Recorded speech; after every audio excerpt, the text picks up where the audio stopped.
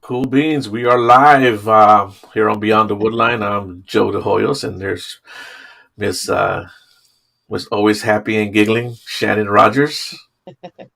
How you doing, Hello. Shannon? I'm doing great, actually. I'm having fun. Yeah, as always, that's a good thing.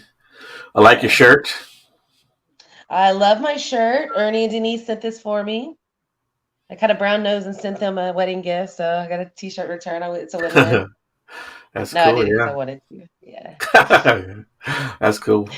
And so you're right now. You're where at? Where you at? I'm at the Best Western in Mineral Wells, but we are having an awesome weekend out here because last night we did Beach Army Hospital. And, as I launched my new company a few days ago, and my first event was going to be Beach Army Hospital on April 10th.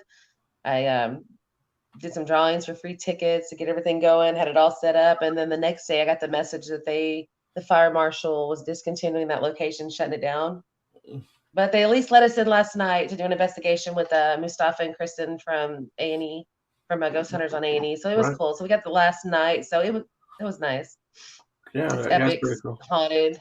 Yeah, and tonight we'll be at the Nazareth and investigating with the same people as well. Okay, cool. And Do you here with want to tell Felix me? and Jordan. Uh, do you want to say anything about your new endeavor or company that you started up? Yes, it's called Paranormal Explorations of America. And basically, it's just we host events, paranormal events. I want to do it with where we book less people, we charge people less, more incentives for the investigators that will work for me to, get, taken care of. I want to take care of them for sure. And just go to really epic locations. And, I just had to make a choice. So I want to do this for the rest of my life. I'll have to find a way to be able to do it as a single mom. So I was like, I'll just create a company, and it's not about, yeah, it's more about quality than quantity. So I just want to be able to keep living and pursuing this passion. So That's pretty cool. That's pretty cool. Yeah, I last weekend, I think as everyone knows, I went out to the San Luis Forest and went to a different location that I usually research, and had some pretty interesting vocals and recordings come out of that area. So we're still kind of going over that stuff, and it was definitely a creepy location. So hopefully I can come out with some. I'll tell you about some of the stuff, but hopefully things yeah, going I'm well. I'll be able to excited. talk. Yeah, I'll be able to talk a little bit more about that, but right now I can't. And Mr. Steve Brooks, who was our guest a couple weeks ago, says hi, y'all. Hi, So Steve. anyway, people don't tune in to hear us to babble all day. They want to hear our guests. So without further ado, I want to introduce Miss Jill Shelley from St. Croix Paranormal. How you doing, Jill? Good. How are you guys doing? We're doing pretty good. Good. Thanks for having me on. Welcome. Absolutely. So tell us a little bit about yourself, if you don't mind. Just give us a little bit of background information on what got you into the paranormal. Well, I've always kind of been fascinated by the paranormal since I was a little kid. Always into the ghost stories. Reading spooky stories in the dark with my cousins, things like that. And then at my grandma's house, there was one room that all of us kids hated. It was always cold. You always felt unwelcome. Like somebody was staring at you. Sometimes we like dare each other to go in there by yourself, and Mhm. it was just an uneasy room. You just knew something was not right with this room. And one night, particularly, I was sleeping upstairs, and my parents were in the next room, and then my grandma was sleeping downstairs. And I just awoke in the middle of the night, and I heard some footsteps coming out of that room and stopping at my door. And you could feel like somebody was just intently staring at you, like almost like through you. And I was Right. I was young. I don't know exactly, maybe 8 or something. So I'm terrified. I'm not turning around to look at this thing. It's freaking me out. I'm scared. Um, so then you just heard it kind of sigh, turn around, and you heard the footsteps walk back. And I knew it wasn't my parents because I could hear them snoring in the next room, and my grandma sleeps downstairs. Mentioned it to my grandma the next day, who was extremely religious. So for her to just say, "Oh, honey, that's just a ghost, and he's not going to hurt you." So I was like, wow, if grandma's not freaking out, you know, now I want to know more. And that just really fueled the fire, I think, to get me going. And, then you just do the research and things like that. And then with the advent of TV, I was like, wow, I didn't know you could like go off and do this and actually investigate. And so then I just met a great group of people, and we formed our team, St. Croix Paranormal, and that was in 2010, and started traveling all over to well-known haunted locations investigating. Sweet. Do you have a favorite spot that you've visited? Oh, there is so many, because they all have like a special place in your heart. Like usually it's just one little thing that you're like, oh my gosh, I'll never forget this place because of that. So it's more memories of most places, but I guess like one of my favorite places to go is Edinburgh Manor in Iowa. I just always have some really good interaction at that place. You get really good EVPs, and I have an attachment to this little girl that I interacted with the very first time we went there. So I keep trying to go back to communicating with her.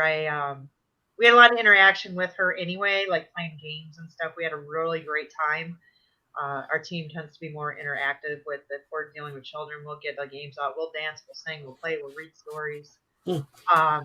Just for interaction. And as we left for the evening, it was like 3 a.m. We were gonna go to bed.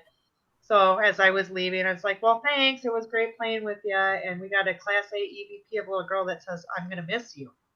So Oh, No. after I got that, I was like, "I have to go back." So I've been like 5 times since oh then. wow. Yeah, so it's just good. You always get, either equipment or just, we've been touched. It's just a fun place to go. I've heard about it. It's on the list of my want Yeah, to go to places for sure. yeah, you'll enjoy it if you go. Yeah, it's a great place.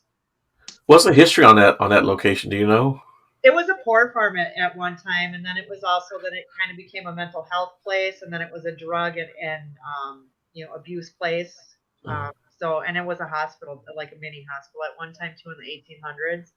So just a lot of deaths and just tragedy at that particular location. With mental hospital, all the energy there, the traumatic energy that just lingers, and yeah. Mm-hmm.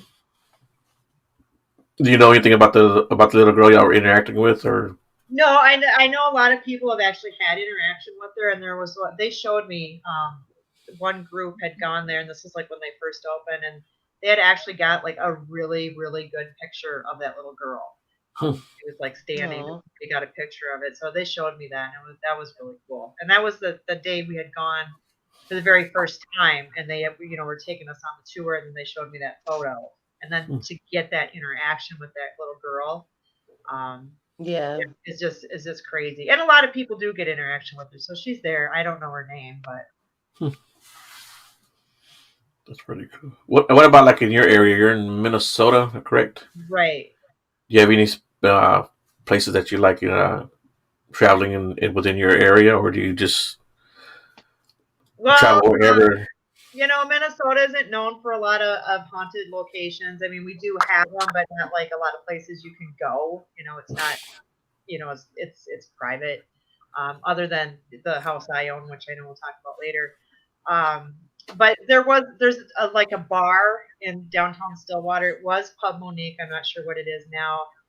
That one's been haunted. We've had a lot of activity. We've been there like 2 or 3 times. We actually caught a shadow figure up on the second floor. We both saw it. It was really interesting. We were getting ready to run a spirit box up there, and I just happened to turn to my friend Krista, and I said, "Do you feel like it's really cold? I'm just like freezing right now. It's like the temperature dropped." Minnesota. Yeah, but it was summer. It was 90 degrees out, actually. No, I hear you. Yeah. But yeah, so it got ice cold, and then we turned and both looked. We were in the shadow from anybody down on the street. Plus, it was about 3 a.m., so there's nobody really out and about at 3 a.m. downtown.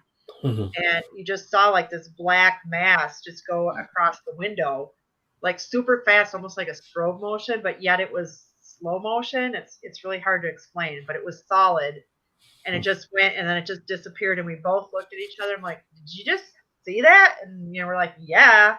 And then we didn't know we actually captured it on film too. Oh wow! So that was pretty awesome. And then there was another place called the Pole Barn Dance Studio, and they had called us out because they were having a lot of activity.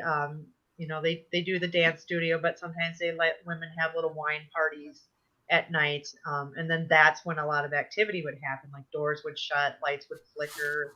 And it was freaking the ladies out to have the little parties. So we came in and the most incredible experience happened. We had so much interaction with the equipment and on command, like you'd say, hey, can you touch this? And then they would use it to answer questions, and I'm talking the REM pods, not just a K2 meter that they were actually reacting to. But there was at one point I said, hey, if you can just do one really amazing thing, we'll leave. And in that split second, every piece of equipment in that building went off at the exact same time for like 30 seconds. Like, just like, all right. And then I was like, I really don't want to go, but I promise. Go, I know. So yeah, we had to pack up and go. But what I got real interested about, so we came back another time, and we had a spirit box. So it used to be back in the 1800s an old hardware store.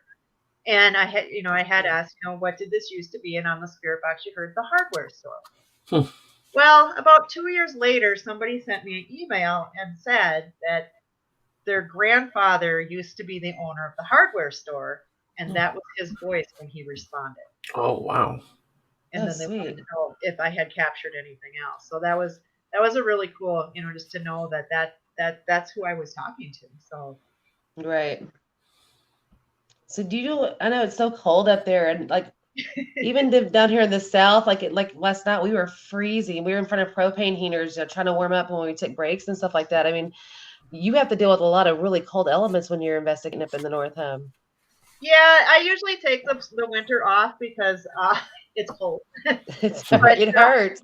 But sometimes you just don't know, with the weather how it's going to be. And right. Like last week we had freezing rain and all the roads were iced over, and then we get dumped on with 3 feet of snow.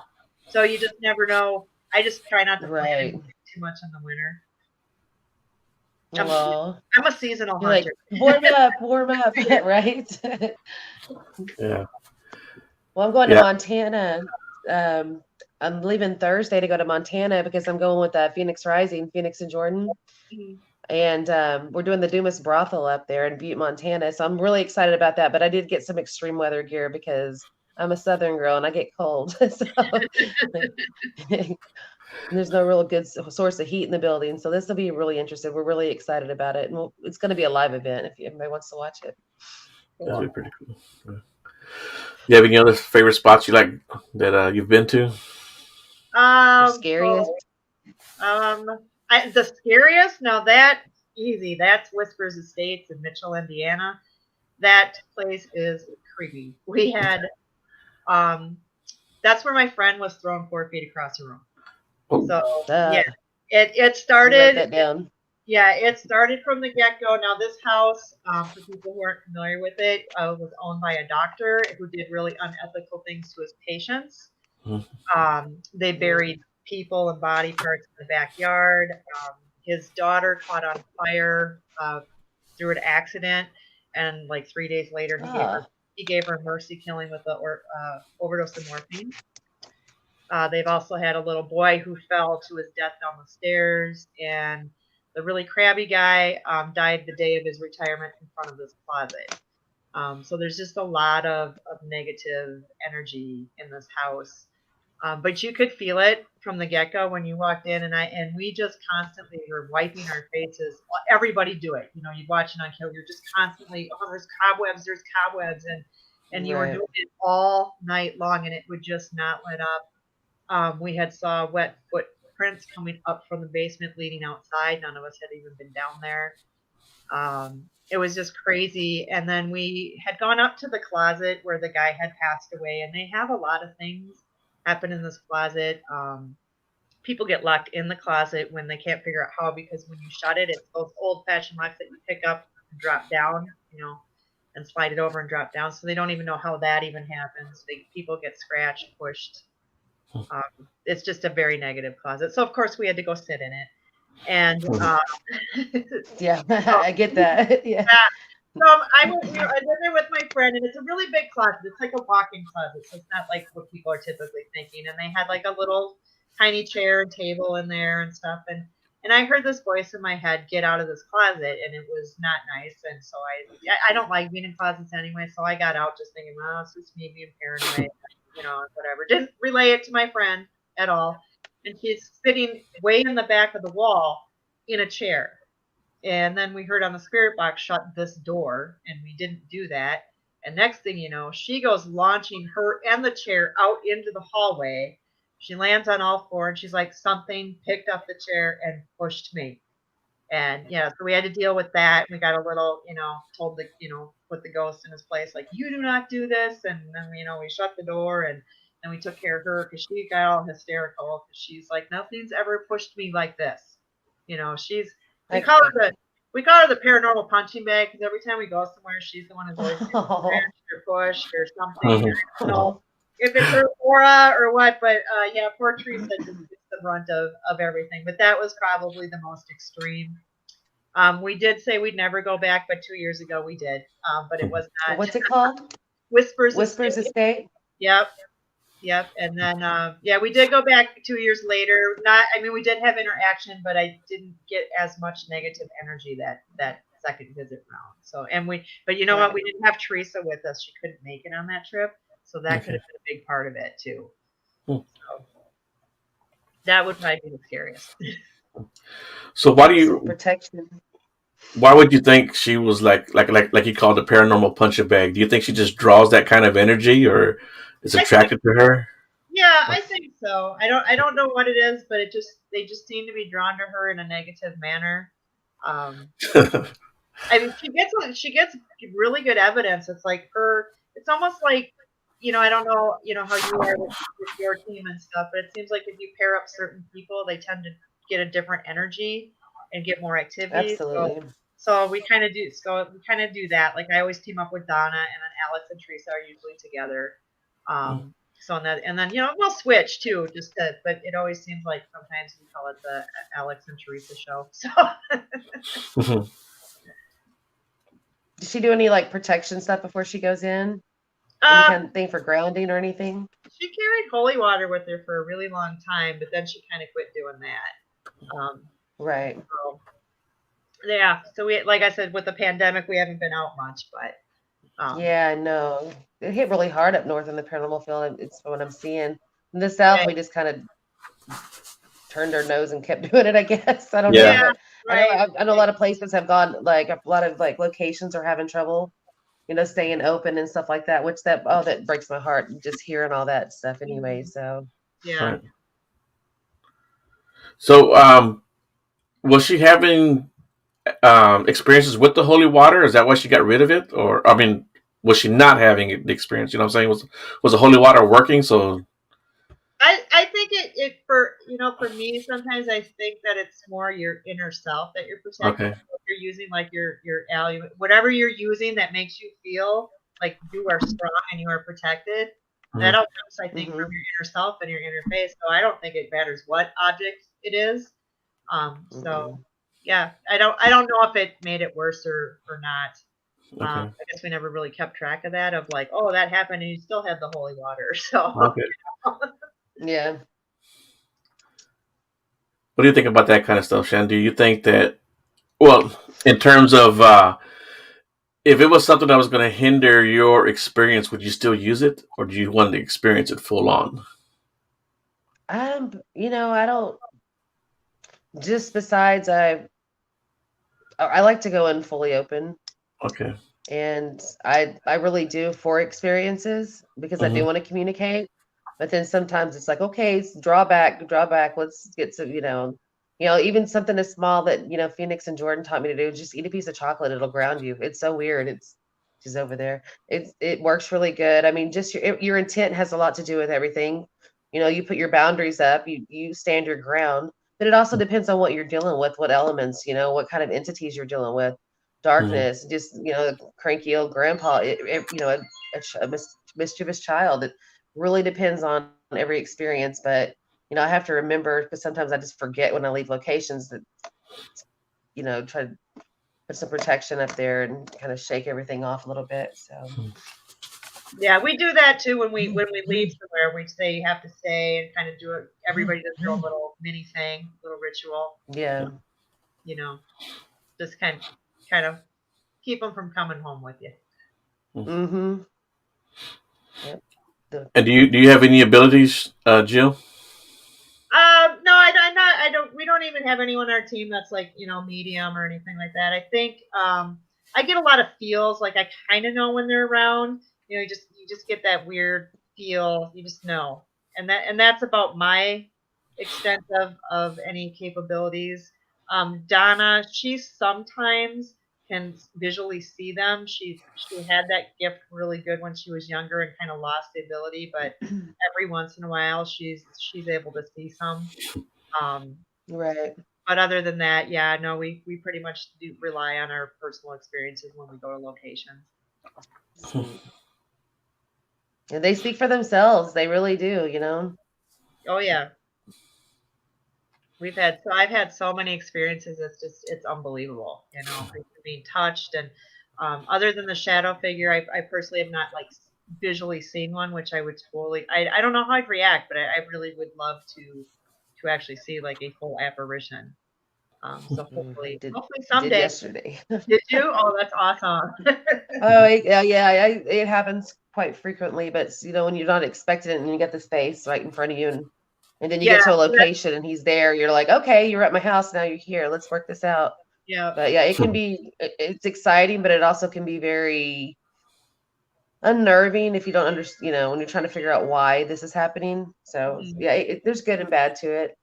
So, but I'm very grateful that I'm able to communicate when I can with spirit. So, and and it's awesome to have like the technology that we have. We are so lucky to have, in this day and time to record evidence, to collect data, and do the research that we actually are investigators to do. Mm-hmm. Besides just having fun and going for personal experiences, it's all ties together too. Oh yeah. So, do you ever come down south and investigate at all? Have you ever been like to Texas or any other like Louisiana or anything? No, a little far for us. Otherwise, we would take a week off. So the farthest we've gone is Ohio. We've been out right, and that's epic. That's a haul. I think that's like a 14-hour drive for us. So it'd be different. Like if we could fly, but I kind of wonder if they would think like our REM pod was a bomb. I don't know. Obviously, but, it's hard to carry all that equipment with you just flying. So you almost understandable, and yeah, that is far. You're absolutely right. It makes it hard to do a weekend trip, and go back to work on Monday when you have to drive 14 hours one way. Yeah, well, we only got 2 trips planned this year, so we're going to go to the Stevenson building in Nebraska. So we're planning that in June, and then I just booked I forgot the second part of the name, so I apologize. But it's like the Asher House in Indiana, so we're going to do that in August. Awesome. So we're going to just those are just our 2 little trips planned. So we'll kind of see. Because with me owning my own haunted location, we're busy doing that. So we don't get to travel as much as I'd like to. That's sweet. Okay. Tell us more about that.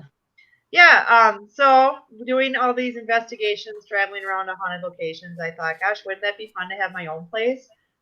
So about 2 years ago, I was able financially to fulfill that dream of mine. And I came across a really awesome house in Boyd, Minnesota. That ended up being haunted, and I ended up purchasing it. So it started a whole new level of investigation for me. Oh, and you live there too. That makes it really, when you have investigations in your own home. So I'm sure it's very active for you. Well, I don't live there. So okay. I was like, whoa, that's brave. Yeah. It's funny because Joe and I were just talking. I said, as much as I love investigating, I would never want to live in a haunted location because it's not fun. You would never feel you're alone. Like somebody's always like, you never have privacy. This is like your roommate that never leaves. This is kind of what I would feel like it would be. But yeah, it just, what's really nice having your own place too, besides the fact I forgot you have to maintain it. So that's a lot of work, but just getting to know the spirits. I think you can make a little, when you go to these locations, you're usually there a day, maybe 2 days, and you can make a few connections, but as I get to know the place and then I come more and they get to know me and I learn more about their history, I think we're making more and more of a connection. I'm learning Build more that every day. rapport. Yeah, learning more Yeah. every day about the spirits that used to live in the house, and I'll make personal comments to them, when I find out things about their family or things that they may have done back in the day. And I talk about that, and I tend to get a lot of interaction as well. Did you know the place was haunted? Congratulations. Yeah, before you bought it, or is that why you bought it? Well, that's specifically what I was looking for, of course. My realtor was really cool. She knew that's what Hmm. I wanted it for. So I would find the houses. So I would do search on the MLS, just kind of look at the age range and price and stuff. And if I got a feel for it, I'd go take a look at it. And then she knew we would do mini investigations at locations. So when I came across this house, I was really just, it's like almost immediate attachment to it Hmm. I got. And I just kept looking at the pictures and I was just loved all the old woodwork. There's an old crystal chandelier in the house. It was built in 1901. Sweet. And it's got like almost the two different stairwells that you come in, so you can go through living room or kitchen. So maybe they had a servant's quarter back in the day. Again, we're still learning the history on the house, but came in there. We had a REM pod go off within 8 minutes of being there, and I had put that up in this one room. And then we had gotten some good spirit box responses. There's a woman downstairs that she said, "Who are you?" Like, 'cause nobody's ever really talked to the ghosts before. You just, Hmm. you just kind of had a feel that something was there. You just knew. And so I thought, well, okay, so I can't really just base it off these few findings. So I checked with a medium that I really, really trust, and she said, "Oh gosh, yeah, there's 6 spirits there. Um, a couple children, 2 women, and a man." And I'm like, okay. And as we've developed further into investigating, this is kind of pointing in these directions. And then I thought, you know what? Let's just ask the old owners. Did they experience anything? They were real hesitant about it. But they did have some experiences in the house, but they kind of blew it off, and they didn't really try to have any connection whatsoever with these spirits. But they did have some things happen to them. So based on that, I purchased it, moved forward. Um, I was trying to teach them because now this is new for them because nobody's ever really tried to communicate with them, and you know Right. they don't know what a REM pod is. They don't understand what any of this is. That's why I feel like when you go to well-known haunted locations, they've seen a REM pod 110 times. They know exactly what it is at this Hmm. point. So I spent probably, besides cleaning and getting the house renovated and fixing things up, I spent a good 2 months just kind of talking to them, getting to know them, explaining things. And for like the first month, I wasn't getting a darn thing. I'm like, oh gosh, did I make a mistake here? Is this all Oh I'm supposed to no. know? And I'm like, and so then there was one particular day I was in what I call the kids' room, and I had the little REM pod bear. He's not really a pod, but he's kind of like the Boo Bear, but he was their very first prototype, so he works differently. But he will still flash if there's, just like a REM pod would, but he doesn't make any noise. And I just was in the kids' room one day, and I was like, "Look, if you guys you gotta let me know you're here. I'm really sad about this. I keep bringing you toys. You want more toys? People bring you toys. More people come and bring you toys. You just gotta let me know." And then that night, that bear did go off like halfway nonstop for like several hours. Wow. And it started getting really active in the house. We've had so many EVPs that relate to the people that were there. It's yeah, equipment in action, doors opening, footsteps, voices. It goes crazy. It's something new all the time, all the time. It's not like nonstop action, but you get different, especially when other groups go in. Right. You hear from them things that I experience. So it's just been just a world of fun. Awesome. So it's something that you actually rent out to different groups. Yeah, because Okay. it's what I always like doing too, and there's Right. not that many places that allow this, for any groups to come in and do investigations. Right. And then based Right. on the research that I get and that they get, we can collaborate together and for sure prove that, hey, this is who it is. And now we can move forward. Because I feel like if you know more about these spirits and the more I wouldn't say cater to them, but the more you know, you're going to do more things for them and things that they like. And then I think they're more happier. If you're going to be here, I might as well make you happy, I guess is the way I look at it. So. Right. So how can people find your place if they wanted to do an investigation? Well, we kind of run it through our website too. So you can go to stcroixparanormal.com. And then we're ST, not, you don't spell it Saint. And then on Facebook, either St. Croix Paranormal, or we have our actual Boyd House page. So that's BOYD House. And that's got most of our evidence that I've collected, and then that I share anything that any other people groups send us, just to get it out there so you can see. Pretty cool. Pretty cool. Shannon, I'm taking my notes over here. I'm taking my notes, writing everything down. I'm going to check it out. That sounds interesting, the stuff that you're talking about. So I can learn. Yeah, I'm sure other people. bases. I'm sure other people will like that. There goes Denise on there. I love my shirt, Denise. Thank you very much. Very blessed to have it. Thank you. And I get to wear it tonight and go, Mustafa, I got my shirt and you haven't got yours yet. we were talking about it last night. He's like, he's waiting for his shirt. I'm like, yeah, I already got mine. So interesting. So, what's like some of the best evidence that you've gotten, like as far as like for validation that something was going on, or at the Boyd House or just anywhere in general? Yeah, anywhere in general, something that made you really. Well, I would say maybe that shadow figure that we talked about earlier at the bar, but then there was also another time that I think was a really good catch. We actually had two now I think about it. One was at the Randolph County Infirmary in Indiana, and Teresa, and it's this huge asylum, just huge, and Teresa and I were the only ones there, and we were like on the second floor. We and of course I didn't see this until we got home, but they're just really long hallways and it's really dark, and I was standing at like a corner where there's a hallway this way and a hallway that way, and I was kind of panning the camera back and forth and going, which way do you want to go, Teresa? I mean, I wasn't going real fast, but as I came across, you saw like this black shadow run across the doorway and then stop and then peek back and like look real quick and then was gone. Oh, wow. And I was just like, that was creepy to see afterwards. And then some of the EVPs we got afterwards were like direct what we were doing. So we were walking down a hall together and we got a Class A EVP of some woman that says, "Hello, girls, come on in, want to meet you."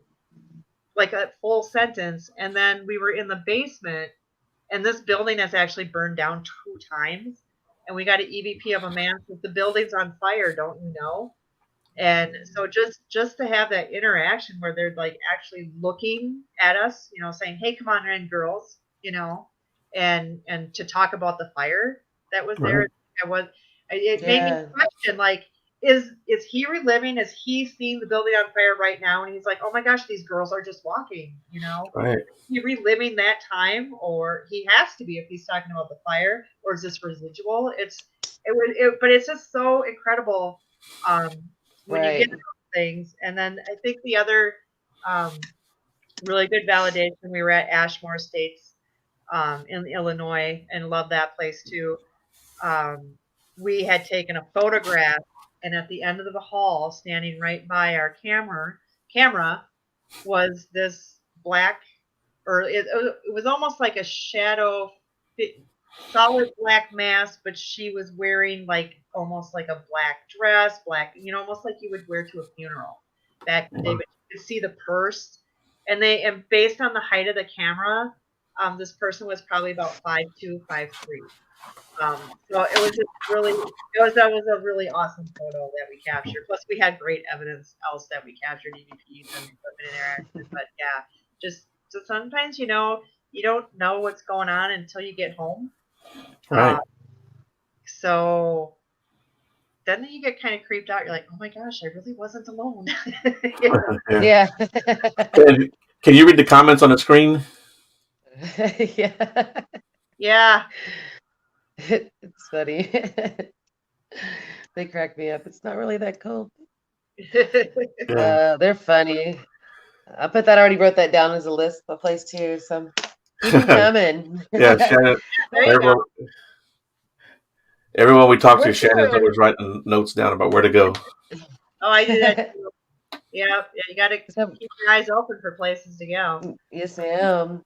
So I have a question because it's a controversy, and I guess every location's different and depends on what kind of activities there. What is your opinion on people, like younger people investigating or certain locations, or like especially what's your policy at your place? Currently, you have to be over 18 to do Right. this. I've had a few people ask, like, hey, can my son come? They're like 10, and I'm like, oh, that's okay if you're the parent.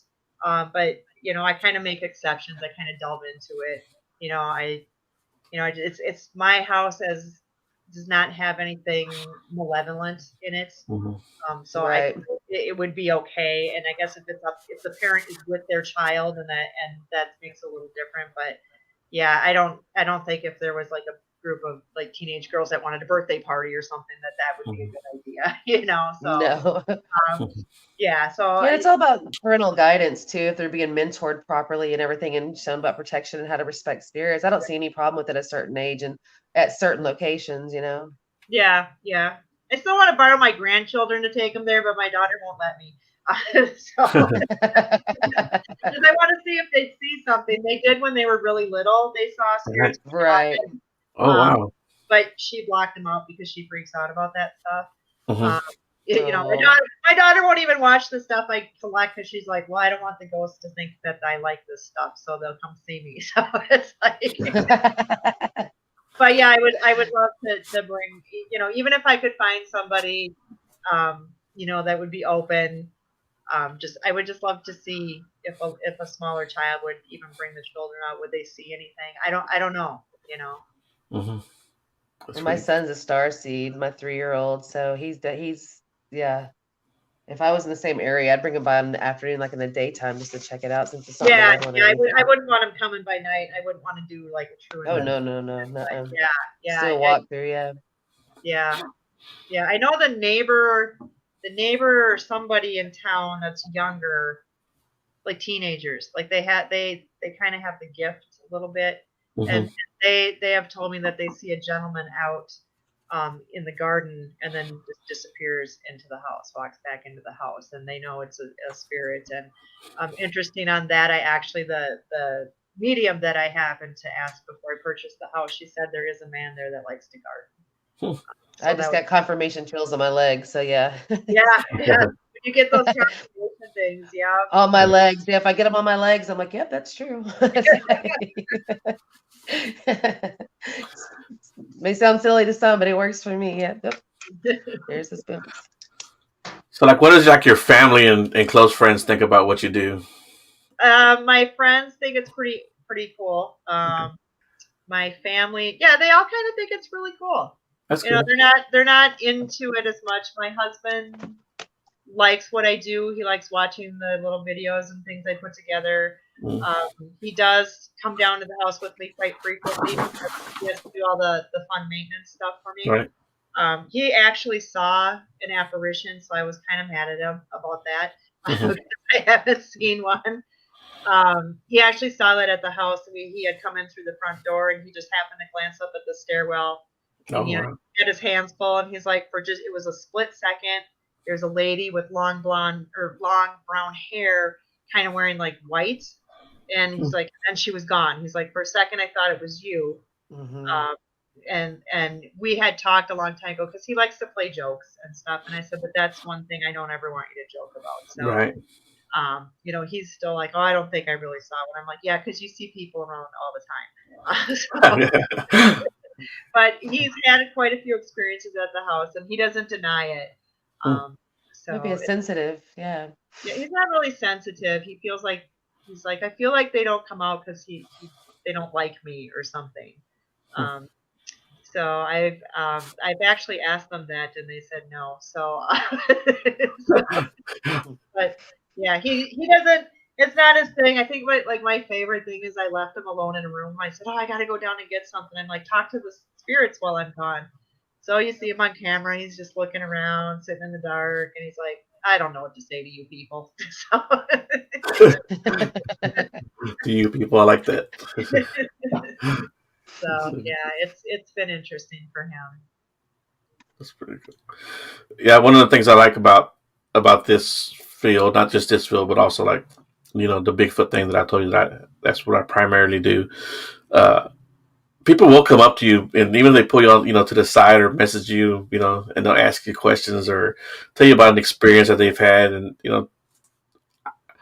I like that part, where people kind of they might not come out in public and admit it, but they'll pull you to the side and ask you questions, and especially people like in your circle, So that's I think once people realize what you do, then people start coming out of the woodwork, and Mhm.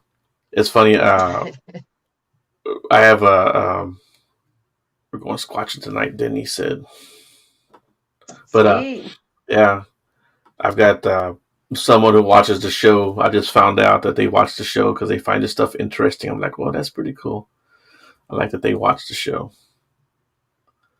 And I don't know, maybe they're watching Shannon. I don't know. To be goofy. Yeah. I'm being good today. Yeah. I'm Yes. being good Thank today. you. Thank you. No, I'm just fun. I don't know. Hot mess / serious. So I'm excited. What is like if you have what would be your top 3 locations that you would like to investigate that's on your wish list? Well, Because I've always asked people. yeah, for sure. I want to do the old South Pittsburgh Hospital over in Tennessee. That's like number one on my list. Mhm. I don't know if I have. I mean, I have places I think I'd like to go. I don't know if it'd be a. What is it? There's another place in Indiana that just opened. Totally drawing a blank now. But I know the South Pittsburgh, Tennessee is one I want to go because I like those old hospitals and asylums and things because you can't get any Yes. that. It's just I'm an old soul. I love going in those old buildings and just even though there might be dilapidated, you're just like, man, this was an awesome building back in its day. Just to It's take like that. yeah. Urban exploring. It's like sometimes you don't have to be. I've been in locations where it wasn't that active, but man, did I see an incredible place though. So I was just Right. as fulfilled as it's fun doing that. Oh yeah, yeah. Yes, Denise, we do need to do Waverly Hills. Absolutely. Yeah, we did Waverly Hills. That was super fun. It was just an amazing, not super active night. We did get some EVPs and some equipment interaction. But yeah, just amazing to be there and that death tunnel thing, that was creepy. Way creepy. I went down halfway by myself and sat, and Donna was sitting up at the top, and you could start hearing footsteps shuffling up towards you, and I'm like, oh no, nope, nope, nope, nope, and I walked right back up to her. I'm like, it's complete blackness, like you cannot see a darn thing. And so right. I just started freaking out, like if something just comes right in my face, I'm totally gonna freak out right now. So it's like, but yeah, just an amazing building. I just loved it. We'd totally go back again. I've known people that have actually left there because they got creeped out, and I know people that are like, "Well, it's okay," and I'm like, but from what I hear, it's really, really epic, and it's been on my list for sure. And I thought about seeing if I could book it because I like creepy big places like that. So yeah, we actually did. We have a place up in Fergus Falls called the Fergus Falls Asylum. Well, it's the regional treatment center, but it's not open now. But it was basically one of those asylums back in the day. They did all kinds of stuff to people, like they, put them in hot water, cold water baths, lobotomies, a lot of deaths. Oh my gosh! And this was an amazing opportunity. They've only let like maybe 3 groups in.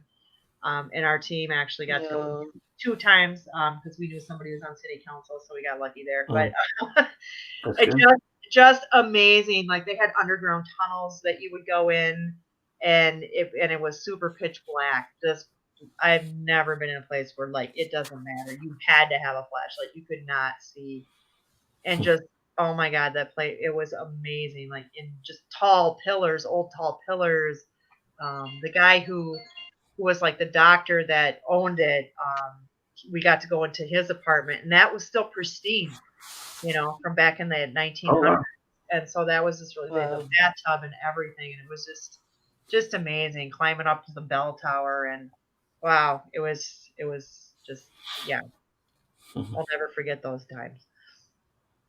So it's closed down now, or is it gone? I think that's still there. They've been in the process of talking about tearing it down because it is full of black mold, and you Mm. can't really Right. do much with it at this point. So I think they were going to tear down most of it and just keep one of the main buildings, which has the big tall the steeple and everything. I Mm. think that's about all that they were going to keep at this point. I don't know if they have or not, but they're real protective of that Ugh, building, because it's such a historic. breaks my heart hearing these stories because, I like, I know. mean, when you have such an epic place that's still there and that has so much energy and activity and so many stories to be told. I mean, when you tear those down, what happens to those souls? It's just, Right. Yeah, yeah. I wondered that because there was another one, we loved it too. I think we'd gone twice. It was called the Peoria Bartonville Asylum, and unfortunately, it was a big fight with the city, and they tore it down. And they Hmm. put up office buildings on it. So I don't know if those office buildings are probably now haunted. But Probably. that was just an incredible, incredible building, it bothered me that had to get torn down, just because the Yeah. city, you know. But yeah, I love those old hospitals and asylums. Yeah, there's a couple of places here in Houston that were structures of like libraries back in the day, and they renovated it to be like apartment buildings or even like office buildings now. And those places are still like haunted. Mhm. I think one is like the Rice Hotel. I think that's where JFK stayed the night before he died, before he went out to Dallas. But that hotel's got a lot of history. Yeah, it's got a lot of history, and people still to this day say that they even see his spirit there walking around. Yeah. Since So, we got denied, I'll go ahead and release this. I was waiting to find out. I put a proposal in to the executives for Parkland Hospital. They have a new Parkland now, but the old one is sits across the street where they took Kennedy and Oswald and all that stuff. And so oh, it took me a couple months to get that they declined it because it is in the middle of a sale right now. mm. But man, I was like on pins and needles wanting to tell everyone that we just might be able to get it. We might be able to get it. Hey, Christy. Hey, sweetheart. But yeah, so that was a really disappointment. But I was just like hoping so much that we could get in there and try to communicate with JFK and and everything Mhm. that happened. And the veteran nurses at the new hospital said that when they were there at the old location, they would definitely have an activity. So it's because you brought up JFK, I was like, man, I can go ahead and talk about it now since it didn't happen. But Mm. had it not been for COVID and the sale and everything, I think we would definitely been planning a trip and a documentary there. That's pretty cool. But I like that. yeah, but we didn't get it. It's okay. Can't get them all yet. Yeah. So So what gets you going, Jill? What is it that keeps you interested in this field? Just trying to learn more about the other side now. Mhm. Like when I first started, it was more because I was afraid to die. Like I did not want Really? death to be it. I couldn't handle the fact of that's it. You go black, that's it. I couldn't deal with it. Hmm. So just I think with all the research and things I've done through the many, many years, and things I've learned that, yeah, there is another side. So now I ask a lot of questions about what the heck's going on over there. So those are things that I'm trying to learn. Um, I do know I had just kind of interesting listening to a spirit box. It was almost like one day it was like conversations between just two spirits. Like one Right. said, hello, my name is Drew, and then you heard pleased to meet you right after. And Hmm. that was not the first time I've heard like talking amongst themselves.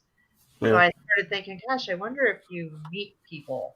And yeah, so they had told me, yeah, several times that yes, you do meet new people. They did mention that your relatives do come to get you when you die. And just learning different things. I've always asking, energy and clothes and food and just all kinds of stuff. It seems when you talk about religious stuff, such as heaven and hell and God, and they shut down, like they don't tell you. Yes, Yeah, yeah, yeah, they don't. I've noticed that too. Yeah, yeah, we've had that. We had a really good. We were actually doing a rectory, and we were talking with a priest using. Well, he said he was a priest anyway. Using the equipment, and I just started asking. They're responding great to all the questions until I started asking about heaven, and then the way they answered it, it sounded like a no. And then I said, well, you can't tell me that. Can't the answer that question, can you? And then it just went all the way up, all the way up. Like, no, I can't tell you the answer to that question. So, We got to go by faith. Like, yeah, if that's what you believe, yeah. right. Oh, Yeah, so just trying to learn a little bit more about that. okay. That's pretty interesting. Yeah, that's pretty interesting. The comment you made about you know finding out about the other side, like after death. Hmm. I don't think anyone's ever told me that. I think everyone's like, oh, just interested in the paranormal, basically, and getting evidence. That was pretty interesting. I like that. Yeah, It's it's just things I just need to know. I guess this is Christy, I guess. She said, I had a near death experience where I flatlined in the ER. There's no doubt in my mind that death is not final. Hmm. Yeah. Yeah, yep, and I totally agree with that. Like I said, I just want to know now what's it like. What am I in for when I get there? And it's like maybe you're not even supposed to know that kind of stuff. Yeah. So Yeah. Yeah, I find it strange how some people kind of hang around and some people don't. I wonder if that's a choice or if that's just something that happens to There's a kind of yeah, lot. fluctuate. Yeah, yeah, There's a lot of different reasons. Unfinished business. If they're the yeah. place they were really happy at, they want to be around certain relatives. If they're being trapped there by negative energy. There's a lot of different reasons. Every situation I've learned is completely different from the next. Hmm. exactly. So Yep. Right. it's every situation, just like our lives as humans that we walk this earth, in as human beings, every situation as we are in our body is different. Mhm. So like it's, if you're a jerk here, you're probably going to be a jerk there. But I mean, there's a lot of confused spirits that don't know what's going on. They Hmm. don't know why they're there, or they don't know they're gone. I don't know. There's just that's why we research because we don't know. Right. Right. But I do notice that everything seems to be different, and every scenario is just really intrigues me to find out more about and get the story behind. So, What advice would you give, like, to newcomers into the field, people who want to do their own investigations or research? What advice would you have for those people? To always be respectful to your spirits. Um, mhm. and I think you're going to go a lot longer into the field and learn a lot more if you're respectful to what you're doing. That's kind of how I look at it because I feel like if you're an aggressive, it might work for some people, but I just feel like if I was sitting here screaming at you, yelling at you, come out here and talk to me, I don't think you'd really want to. So Right, right. and then like I said, I'm just respectful. I don't like a lot of times I'll be like, are you okay if I sit in this chair? I don't just plop down in the chair and make myself at home. You just be respectful as if you were visiting some other person's place. And I think you'll go a lot longer or farther in the field if you do that. Yeah, that's good advice. Do you have any kind of like equipment you would tell them to grab first, or? Me, I like my good old fashioned spirit box and any version of that, portals, things like that. So I own like the 7, the 11, the portals, because I just love the communication on that. I love the science behind it. Not being able to talk 1/100th of a second, full sentences. I've had swear Right. words. I actually had actually at the Boyd House. So the people that used to live there were called their last name was the Eckerts. Mhm. Actually have their wedding photo in the bedroom. And I was running the Oh, spirit box and I said, is anybody here? Anybody of the people on the wall? And I pointed to the photograph of Fred and Minnie Eckert, and it came across the spirit box plain as day. It says, "Do you mean the Eckerts?" So that was a good one. And then my other favorite one is we had gone to a private home to investigate. The family had tons of experience except the father, and he had not 1 ounce of experience. He was a total denial, non-believer. He was like a PhD, a professor. He had like all these like 10 abbreviations. He has to think. Very, very smart man, very well knowledgeable. Didn't believe an ounce of this thing. He lived in a historic house that was owned by Captain Jenks. And Captain Jenks was the riverboat captain in Stillwater back in the 1800s. So that was the home that he lived in. And I would, and I always run my spirit box on AM. I never run it on FM. And I said, "Whose house is this?" And plain as day, it said Captain Jenks. And he about fell over, and I made him a believer that day. So that was pretty cool. So to me, there's a lot of, you got to watch, you can't, I feel like on Spirit Box, if you get like a lot of yes, no's, I don't necessarily go by that. You take it for a grain of salt, but when you're getting actual names of things and things that you're doing, I love when I get, the F-bomb, because people are like, wow. Because I'm like, and I'll look at it and go, you can't say this on the radio. You can't say that word. Right. And they're like, oh, you can't. So, so yeah, that's probably my favorite piece of equipment. Very cool. Yeah, I don't have too much experience with that, but the experience that I've had with it was limited, but it was pretty cool. So I like that. I have to get me one eventually. I like to take one out when I go squatching and see what I pick up out there in the woods. That would probably be pretty cool. Yeah. Yeah. I know. No, go ahead, Shannon. When you come out to Louisiana for the bonfire camp out for 3 days, we'll have a lot of different equipment out there to play with. Yeah, so there you go. Want to get you familiar with everything. Yeah, tell Jill about that little trip. Oh, this is going to be so much fun. Okay, so on Friday, the 12th of February, about 25-30 of us investigators are going to meet up in Gibbsland, Louisiana. There is this footage that someone showed me this settlement that's like, it's a homestead that is kind of just lost in the woods because like the road doesn't dead end. It just kind of starts growing over at a certain point. Well, she lives right before where it starts growing over. Well, the story is there used to be a factory in that town, that homestead town, and it was poisoning the water supply. So people either died off or they moved away. And so these places are you just see these old homes where like trees are growing in front of the door, kind of like Blair Witch looking houses. Yeah. And there's tons of them out there. So we're going to go like do some urban, the first night on Friday, we're going to be camping out, bonfire. Everybody's going to bring some food. We're going to tell stories. Everybody just really have a good time. Because sometimes when you do nothing but this every single weekend, we forget about the little things that we used to enjoy doing, sometimes. And so we're going to have a mixture of all that. So we're going to wake up the next morning from the bonfire camp out thing, start doing the urban exploration in the daytime. And anybody can come and go into the woods. It's right there, at any point. But then at the evening, we're going to the Bonnie and Clyde Ambush Museum, which is down the road. And that's actually, I was pretty surprised how epic that is. David Childers is throwing that event. It's like a fundraiser to keep the lights on for the museum. And then we're going to go back to the campgrounds, have some more fun, bonfires, ghost stories, talk about equipment. And then the next morning, when everybody's kind of packing up camp and everything, we're going to stop at the Bonnie and Clyde kill site, which I have witnessed some crazy stuff there. And so it'll be on Valentine's Day. I thought it was a good time to maybe go out there and do some sessions, some EVPs, and just, wish them happy Valentine's Day and stuff like that. Yeah. And then we go home. Just a free weekend for everyone, Yeah. So we're going to be our first annual Parafam camp out. Yep. There's nothing like a good parafam, I tell you.